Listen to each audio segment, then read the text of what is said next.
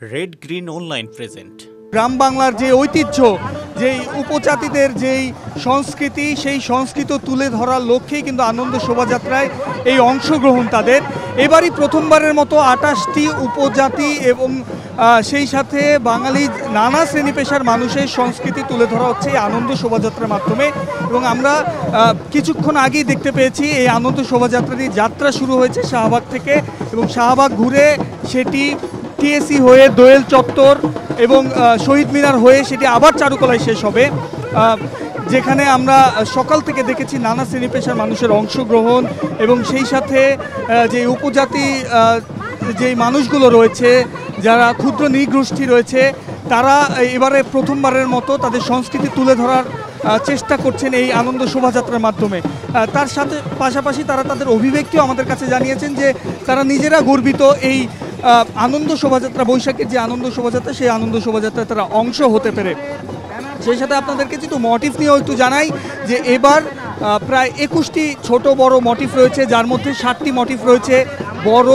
সেই মোটিভের মধ্যে ফ্যাসিবাদের অবসান, এই ফ্যাসিবাদের অবসানের যে মোটিভটি রয়েছে, ফ্যাসিবাদের মুখবয়ব, সেই মুখবয়বটি অন্যতম মোটিভ হিসাবে গণ্য করা হচ্ছে এবারের আনন্দ শোভাযাত্রায়। সেই সাথে আছে ২৪-এর গণ অভ্যুত্থানের যেই মোটিভ, সেই ২৪-এর গণ অভ্যুত্থানের দুটি মোটিভও কিন্তু এই 7টি বড় মোটিভের মধ্যে জায়গা পেয়েছে। সেই সাথে এবার আমরা দেখেছি যে বাঙালি জাতি ছাড়াও অন্যান্য নানা দেশ থেকে যারা বাংলাদেশে বসবাস করছেন, তারাও এখানে অংশ নিয়েছেন এই আনন্দ শোভাযাত্রায়। এবং আনন্দ শোভাযাত্রায় শুধু নানা শ্রেণী পেশার মানুষই নয়, পরিবার পরিজনীয় মানুষরা অংশ নিচ্ছেন এবং তারা আনন্দ প্রকাশ করছেন। এবং কিছুক্ষণ আগেই এই আনন্দ শোভাযাত্রায় অংশ নিয়েছেন সংস্কৃতি উপদেষ্টা মোস্তফা সরোয়ার ফারুকী, সেই সাথে ঢাকা বিশ্ববিদ্যালয়ের উপাচার্য, তিনিও এই আনন্দ শোভাযাত্রায় অংশ নিয়েছেন। অংশ নিয়ে তারা চারুকলা ৩ নম্বর গেট থেকে এই মাত্র যাত্রা শুরু করেছেন। আপনারা নিশ্চয়ই দেখতে পাচ্ছেন আনন্দ শোভাযাত্রাটি এগিয়ে যাচ্ছে শাহবাগের দিকে। এবং আনন্দ শোভাযাত্রাটির প্রথম অংশে রাখা হয়েছে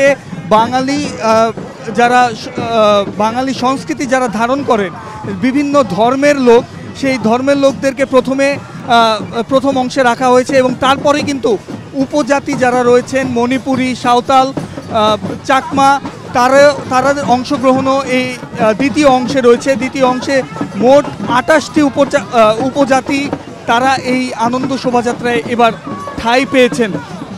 এবং সেখানে শিল্পকলা একাডেমির সাংস্কৃতিক কর্মীরাও তাদের নানা বাঙালি সংস্কৃতি তুলে ধরার চেষ্টা করছেন আনন্দ শোভাযাত্রার মাধ্যমে।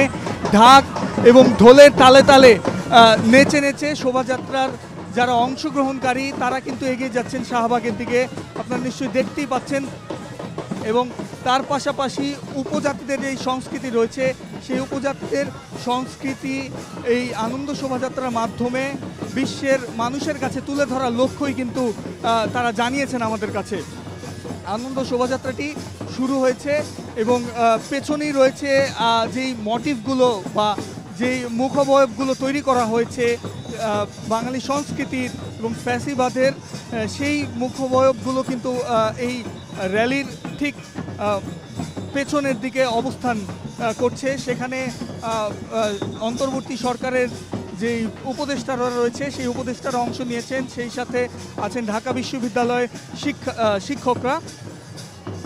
এই মুহূর্তে আনন্দ শোভাযাত্রাটির প্রথম অংশ শাহবাগ জাদুঘর ক্রস করে সামনের দিকে এগিয়ে যাচ্ছে। এই শাহবাগ থেকে ঘুরে সেটি টিএসসি হয়ে দোয়েল চত্বর হয়ে শহীদ মিনার হয়ে আবার চারুকলায় এসে শেষ হবে, এমনটি আমরা জানতে পেরেছি।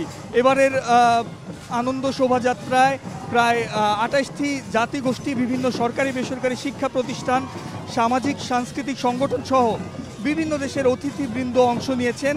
এবং এই বর্ষবরণে আনন্দ শোভাযাত্রার এবছর 7টি বড় মোটিভ, 7টি মাঝারি এবং 7টি ছোট, অর্থাৎ 21টি মোটিভ নিয়ে সাজানো হয়েছে।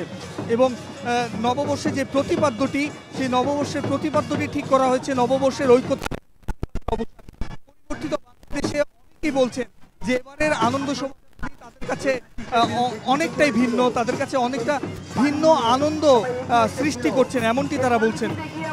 সেই সাথে বিশ্ববিদ্যালয়ে চারুকলা অনুষদের সামনে থেকে যেই শোভাযাত্রাটি শুরু হয়েছে, সেই শোভাযাত্রাটি ইতিমধ্যেই শাহবাগে তার প্রথম অংশটি ইতিমধ্যে শাহবাগ একটি ইউটার্ন নিয়েছেন এবং দেখতে পাচ্ছেন যারা আমাদের ক্ষুদ্র নৃগোষ্ঠী রয়েছে আমাদের দেশের, চাকমা, সাঁওতাল, মণিপুরী সহ আরও প্রায় 28টি, তাদের এই অংশগ্রহণ, তাদের সংস্কৃতির যেই গুরুত্বপূর্ণ বিষয়গুলো রয়েছে সেই বিষয়গুলো তারা এই আনন্দ শোভাযাত্রার মাধ্যমে তুলে ধরার চেষ্টা করছেন।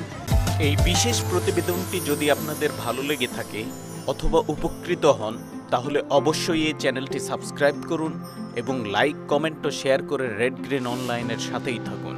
Thanks to everyone, red green online.